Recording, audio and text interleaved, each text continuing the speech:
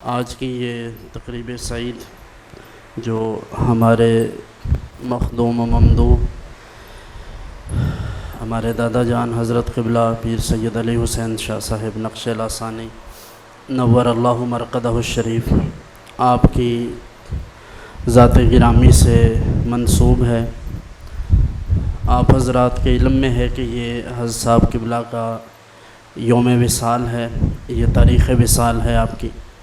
27 جولائی 1987۔ آج 33 سال ہو گئے حضرت صاحب کو اس دنیا سے رحلت فرمائے ہوئے، لیکن آپ دیکھتے ہیں کہ آج بھی ان کے فیض و برکات اور ان کے تربیت یافتگان اور فیض یافتگان کی بدولت ہم یہاں بہت سی ایسی چیزیں دیکھتے ہیں جو عام خانقاہوں پر ہمیں نہیں ملتی۔ حقیقتاً آج بھی جو لوگ متشرع متورع ہیں، جو شریعت کی پاسداری کرتے ہیں، جو نبی کریم صلی اللہ علیہ وآلہ وسلم کی سنت سے محبت کرتے ہیں، تو یہ انہی نفوس قدسیہ کی تربیت کا اثر ہے۔ سب سے پہلے میں آپ کو یہ بات عرض کروں کہ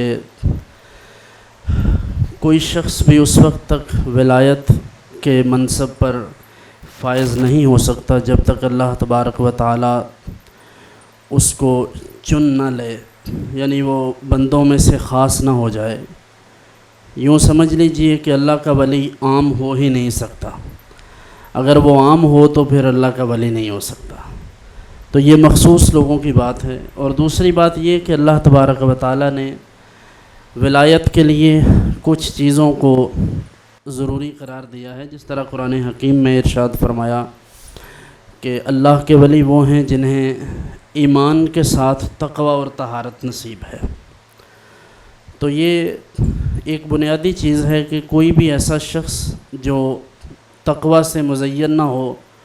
وہ اللہ تبارک و تعالیٰ کی ولایت سے، اللہ کے قرب سے مشرف نہیں ہو سکتا۔ لہٰذا اگر ہم اپنے بزرگوں کو بھی اسی معیار پر دیکھیں تو ہمیں بدرجہ اتم یہ چیزیں ان کی شخصیت میں نظر آتی ہیں۔ جن لوگوں نے ان کی زیارت کی ہے، جو اس زیارت سے مشرف ہیں، انہیں پتہ ہے کہ ہم جیسے ہزاروں لاکھوں لوگ جو اپنے تئیں دین کی خدمت کر کے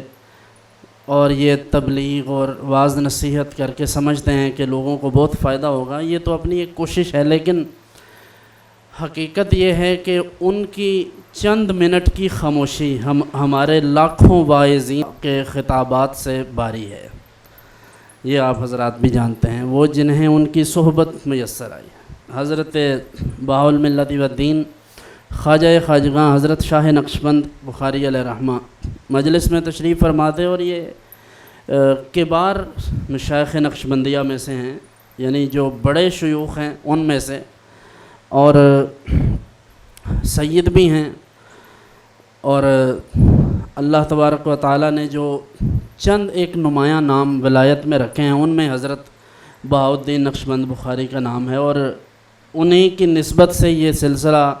نقشبندی کہلواتا ہے۔ تو حضرت بہاء الدین نقشبند بخاری علیہ رحمہ اپنی مجلس مبارکہ میں جلوہ نما تھے،